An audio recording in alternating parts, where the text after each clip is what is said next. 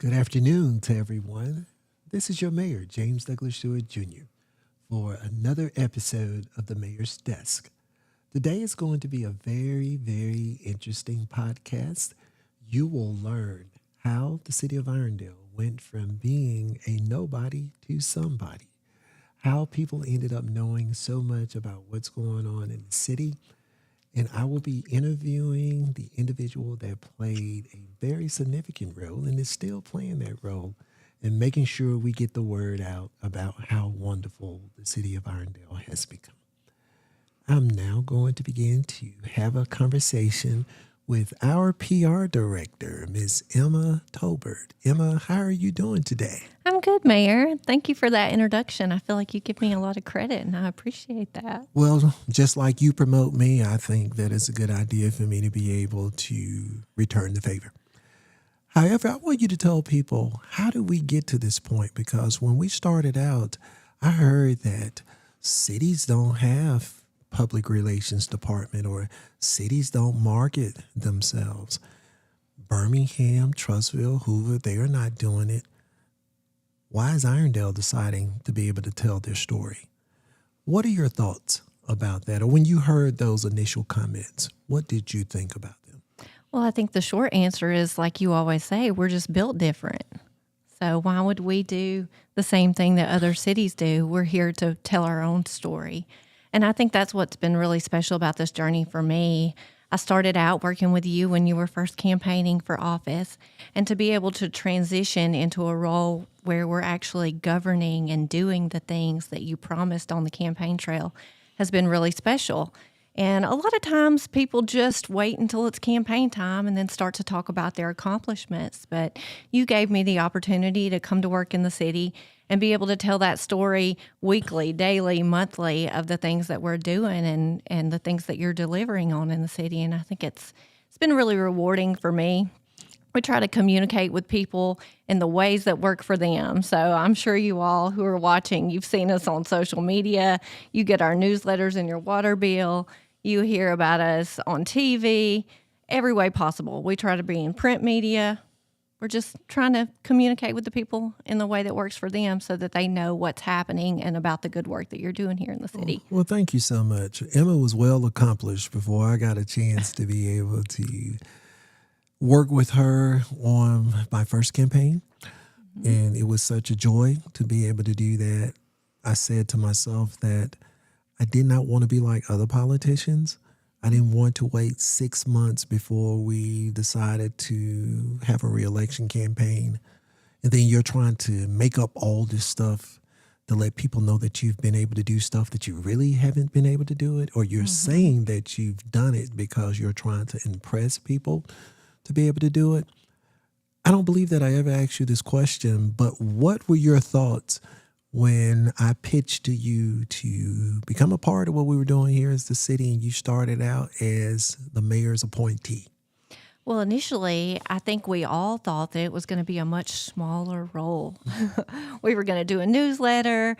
We were going to do a couple of videos here and there and just stay in touch with the people. And then it just grew and grew and grew from there till now I'm here full time, which I love, and it's been such a joy. But what started out as maybe we're going to do 1 or 2 community events has now grown to 50 plus community events a year. And we are truly trying to communicate with everybody constantly. Thank you for that, Chief McDaniel. Well, why don't you give me some insight? Because you're absolutely correct. We started out only wanting to be able to do a few things. Every year, I tell you that we're not going to do more. We're going to do less. Matter of fact, I tell you every month we're not going to do more. We're going to do less, but we continue to be able to add events and proclamations, and we are constantly not only promoting ourselves, but also the region in other communities. How do you think, or what do you think when I come to you with an idea that wasn't a part of the original design for a particular month? I think we just find a way to figure it out. And I think part of my drive is inspired by you as our leader. And I think that you operate this way with all of our department heads. you have a can-do spirit about everything, whether it's, attracting Costco to our city or something that people would not believe would be possible for a team our size. So we find a way and we make it happen. And I think that's one thing that's really special about us being a small city like we are. Everybody works together. I know that I can lean on Chief McDaniel over there. I was expecting him to play the laugh when the mayor said we were going to do less. And then Public Works. We have a wonderful Public Works team that helps me pull off these events, and I couldn't do it without Boo and Sammy and the guys every single time. So I think that's what's really special. So even if we say we're going to do less, we find a way to make it happen. Well, I can truly say that you're absolutely correct. You've never turned down one of my ideas, even though you may have turned it down in your head. You never spoke it prophetically that we shouldn't move forward to be able to do something. And I would say that's the beauty of our relationship, because we match each other energies. Mm-hmm. You know that I have crazy faith. Lord knows, don't let me go on a trip and have time to be able to spend off by myself. And I'm constantly sending ideas and things that we want to be able to do. But I really want to say that I thank you for being able to accommodate your crazy mayor when he's just always has thoughts that are running around in his mind. But I want you to be able to share with our listening audience, what is the typical day in the life of Ms. Emma Tolbert, being the public relations manager for the city of Irondale? Well, it all starts with trying to get my 7-year-old daughter out of the house into school in the mornings. And so that starts the crazy of the day. But on a typical day, we just come in. I try to spend a little time going through my emails in the morning. We're constantly posting on social media, so that's something I work to keep up with. We do the city's Facebook, the mayor's Facebook, and then we've started really promoting our Instagram this year also. Try to spend a little time each day working with our media contacts. I've worked up a relationship with most of them where they will text me, whether it's Channel 6 or the Trussville Tribune or several of our media outlets. So we have a good relationship. So I try to love on them and make sure they know about the things that we have going on in the city. I do that every day. And then usually a good chunk of it is devoted to event planning for whatever we have coming up next. This morning we were hosting mayors from across the county over at our library. And, I laughed earlier that I got to use a little bit of my former Huddle House waitressing skills from when I was 16 today, because that's just part of the job. When people come to the city, we want to love on them and we want them to feel welcome and feel like they had a really good experience when they were here. So whatever that means, that's what I try to do each day. Well, you really did a good job. And as you said, that the media requests for the city have increased immensely since you've been in this position. I remember at one time we would have to be going out trying to get people to come and cover the city of Irondale. And now people are constantly calling us to be able to talk about the city. Even last night before the city council meeting, because of Jesse Jackson's death earlier that morning, they came out to the city and wanted to be able to talk to me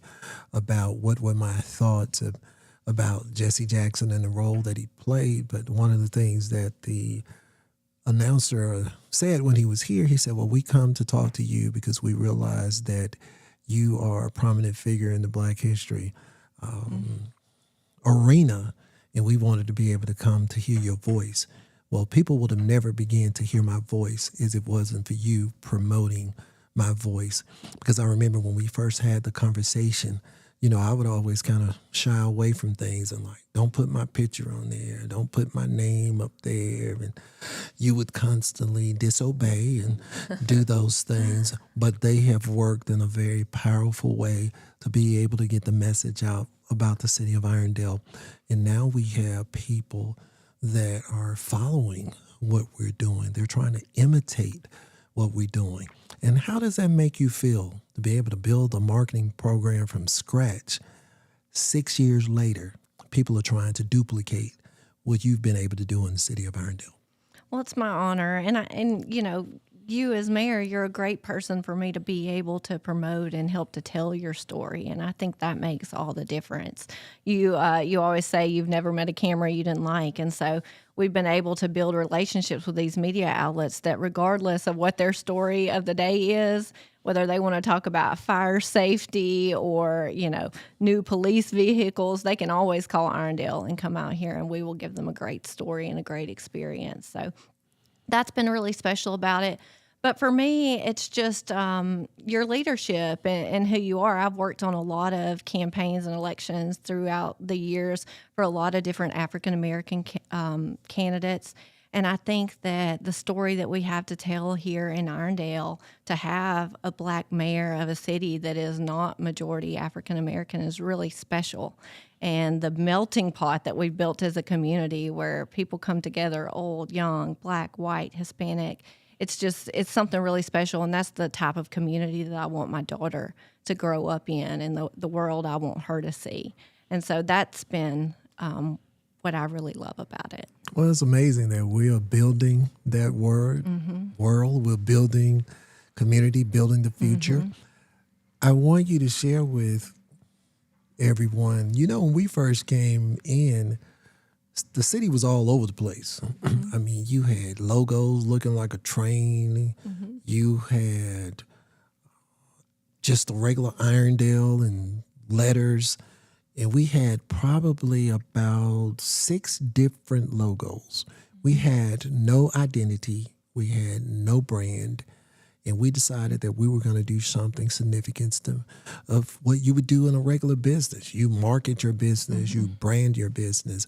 Will you share how we got to the point of developing all of the marketing materials and the colors and the things that we have, that there is a method to the madness? Absolutely. So there was a process, and we all worked with Clarity Studios. They do wonderful work, and they helped us build that I logo and the brand, which we had started out in your community talking about it's time to build community. True. And that kind of merged into building community once you came into office. And then Clarity helped us add a little clarity to it and add Build the Future, which is what we're doing, especially with all these capital projects that you're working on. So our goal over the past few years has just been to let everybody be able to recognize the city's brand. We put it on everything, those taglines, your picture, all those things, so that people start to see our identity on everything that we have, whether it's marketing materials, the whole thing with the I Love Irondale shirts. Who would have ever thought that would have taken off and become its own thing?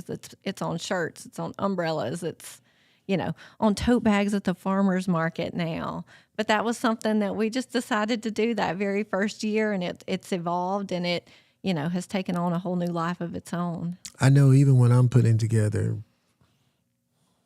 blogs, memos, or any of that kind of stuff, I make sure that I use the color scheme that we have, the 5 colors that we have. They all represent a certain part of the city of Irondale. We wanted to be able to keep the history, but we also wanted to be able to tell a new story at the same time.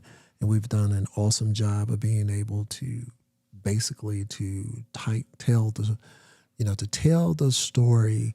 But how is it to be able to try to remember the history, but then also to develop a new identity? Well, I think that you've made that easy for me, because I feel like you go back and you remember the history, just like with last night, you honored the forgotten architects of Black history in our city. So while we are moving forward and we've got a lot of new projects with economic development, with our new ballpark, with the dog park, all those things happening that are creating a new identity and a new corridor for the city, we always go back and we remember the history. We stop over at the Irondale Cafe, which is one of our classics. We talk about the trains, and we have our farmers market right next to the tracks. And then you do special things like you did last night. And so I think it's a good balance of the history and the future. Well, I tell people that they say, well, why do you take so much time appreciating people doing the council meetings and all of that kind of stuff? I'll never forget the conversation that Kim and I had when 2012 I lost the election. And I thought that everything was built around, show you all how naive I was. I thought that if you were smart, that if you were good looking, if you had name recognition, I thought that's all you needed to be able to be a mayor. I also thought that if you have the education, you understand the finances, you can write ordinances and resolutions, that the people would just gravitate to you and they just love you and just want you to be able to be their mayor. What I did learn is people really don't care about that stuff. People don't care about how much you know until they know that you care. And that's why we love on people. We appreciate people. We always telling somebody's story. We always giving credit away to other individuals because that allows us to really to be a blessing to others. We understand that as we give, those things come back to us. And because I have this crazy faith, I just have the faith to believe that all things are possible, that there's nothing impossible as long as God's hand is in it. What do you think about this new crazy faith idea that your mayor put out at the State of the City, saying that from 2026 to 2033, that we're going to have over $1 billion worth of investments made into the city of Irondale? I would say if you don't believe him, just watch, because that's truly how things have happened in this city. And the mayor leads with this faith. We had, when was that, Mayor? In October that we had a revival here. It's Yes. probably the first time that a city has hosted a revival. We had 3 different pastors each night. It was just such a beautiful, diverse service, everybody worshiping together from different churches, different denominations. And I think that's just the theme of what we're doing. So absolutely, I believe that we're going to have that type of development and that type of growth here. We're definitely going to be. It's going to able happen. It's going to happen. Like I said, the faith is so crazy that I've always shared it with you, and you knew this statement. I always say, attempt to do something so big that if God is not a part of it, it's doomed to fail. Well, if he's not a part of this, because I can tell you all right now, I'm not astute enough, smart enough to be able to put together a $1 billion campaign, but I do serve someone that can be able to make those things happen.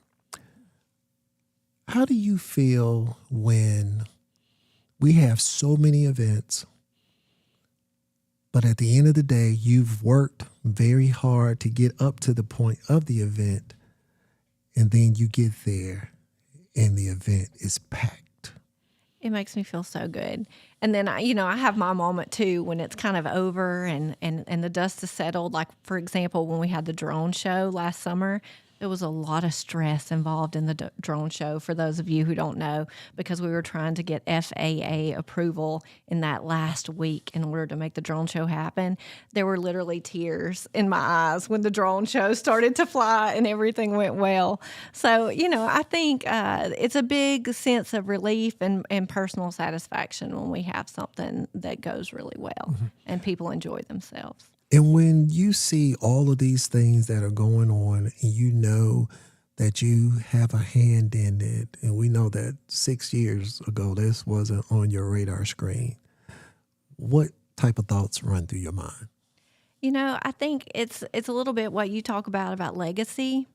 I'm at this stage, I have a 7-year-old, and so I want her to be able to look at her mom and her mom's work and be proud of it and see what we built here. And so I think that's a big part of it for me. Well, it's always, I remember when we started out, that Ansley was 2 years old, and now she's almost like a grown woman about 6 years later.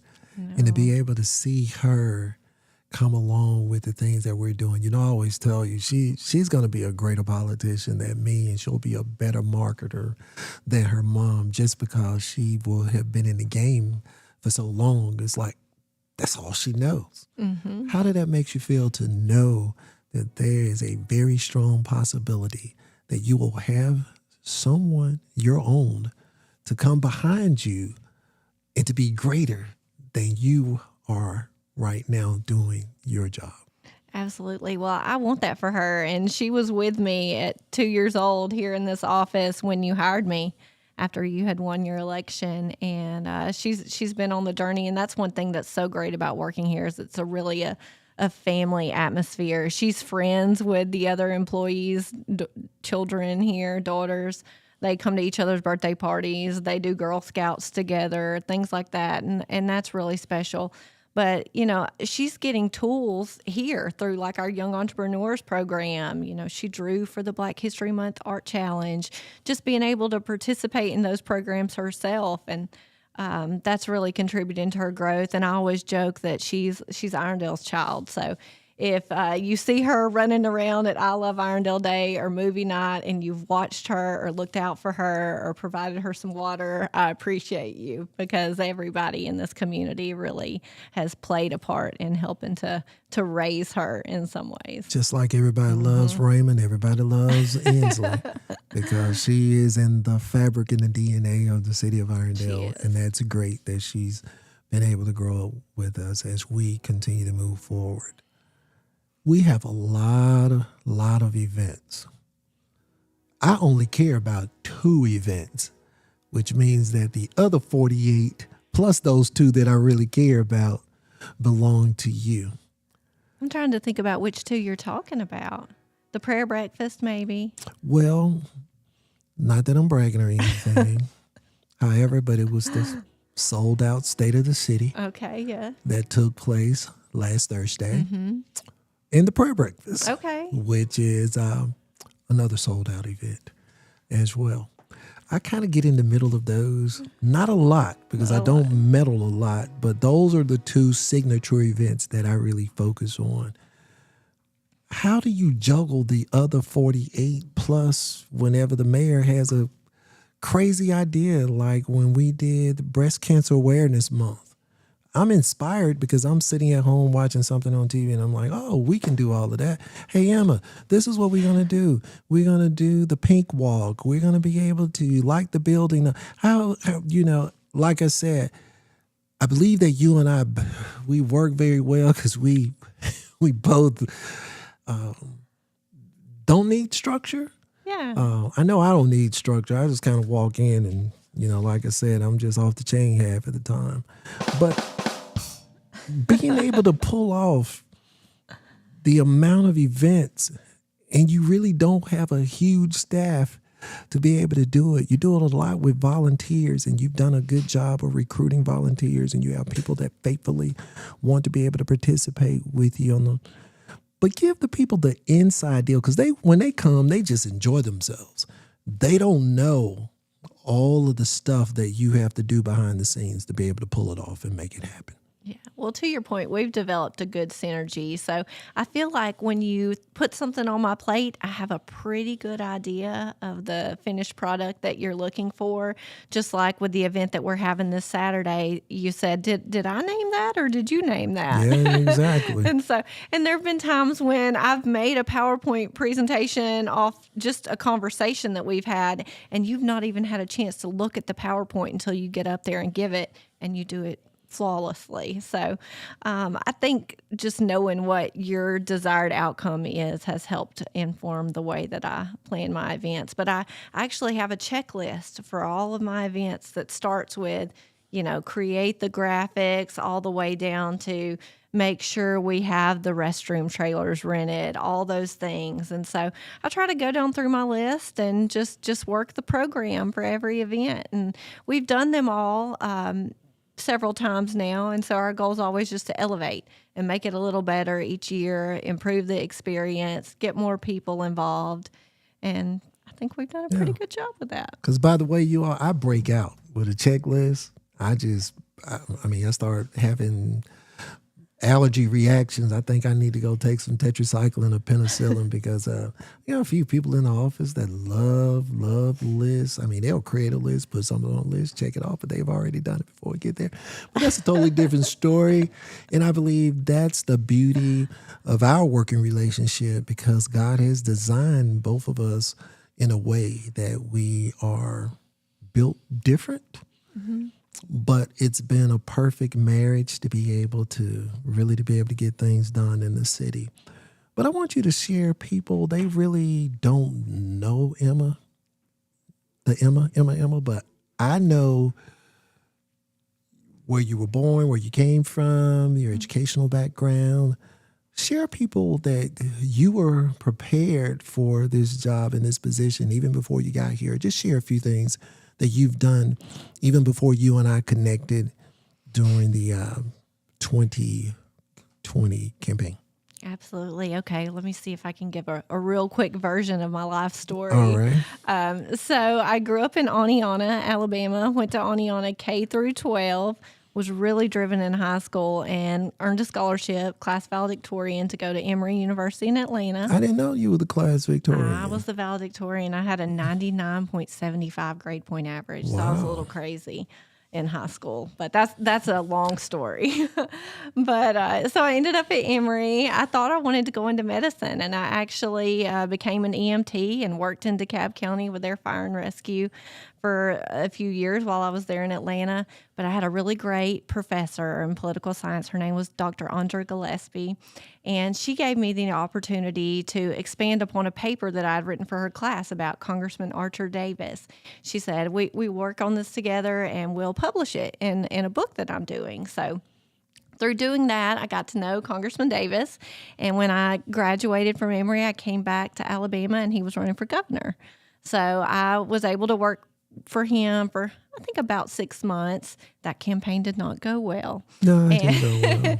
And so I ended up with my next opportunity to work for Congresswoman Sewell, who was headed into a runoff election for her seat. So I got to be a part of the team that elected the first African-American woman to Congress from Alabama. You've done that twice. Yeah, it's a thing. So I did that and stayed on with her for, I think, almost 6 years on the campaign side, doing fundraising, doing community outreach here on the ground in Alabama. And then kind of just decided to branch out on my own, thanks to some advice from my good friend Daryl Perkins. And my first client that I took on as a political firm was Judge Elizabeth French, who's now the presiding judge of Jefferson County. Had the great opportunity to work with some folks in the Black Belt, other places, county commission, city council, all over the place. And then I ended up in the wonderful city of Irondale in 2020. And you kind of ended up in a better place. So it's a great place to be. Well, we are glad to have you to be a part of the team. I wanted to be able to give our citizens and our listening audience insight into who the real Emma Tolbert is. I am glad that you're here. You helped me so much to be able to do things. I'll never forget when we were getting ready to go down to Marion, and I was like, Emma, I need you to go down to Marion with me to be able to take a few pictures when we went to deliver money to be able to do the water thing. I can't think of a time that you have denied my request or said no. And it has nothing to do with employer to employee relationship. I really feel that you have Irondale at the core. You really love what we're doing. You are on an assignment. Absolutely. My only worry is this. Because you are doing such a great job, I'm always thinking that somebody's going to try to steal you away to be able to come to their municipality. They would really have to bring it. But because this is family. Well, I appreciate you all heard it. We are family. If she ever decides to leave us, I'm gonna make sure we pull this out and remind her of her statement. But again, I'm glad to have you here to be on the podcast. I hope that Emma's been able to share her story, how we connected, and how she's doing all the great things in the city, knowing that we have a $1 billion assignment now to continue to tell the story and to be able to get the word out. And thank you so much for being the guest on my 4th podcast. All right. We are coming to a close. And I know that I mentioned at our last podcast that if you want to be able to ask me questions, to be able to send it to the mayor's mailbag. I look forward to answering your questions, giving you the correct information, being able to give you the facts. Now, one thing I'm going to promise you is this. My answer may not be what you like, but that's okay, because I'm going to tell you exactly how it is, when it happened, and I will not hold back. I want to make sure that you are informed. But it is such a joy to be able to lead the city of Irondale and we've been able to accomplish some wonderful things. But at the end of the day, I understand our success has nothing to do with me or the 180 people that I've been entrusted with. But it's Psalms 127:1 that says, unless the Lord builds the house, the builder labors in vain. That's why I can have confidence in that whatever we attempt to do, as long as he's there, success is going to take place. I appreciate you tuning in today. And hopefully there's at least one thing that you've learned. And one, maybe there's nothing that you learned. But anyway, we're still glad that you tuned in. And we will be coming back to you on March the 3rd. I haven't decided who's going to be the guest, but we will get it out in time to let you know who's going to be on the Mayor's Podcast. I thank you for tuning in, and may God continue to bless you as he blesses the city of Irondale.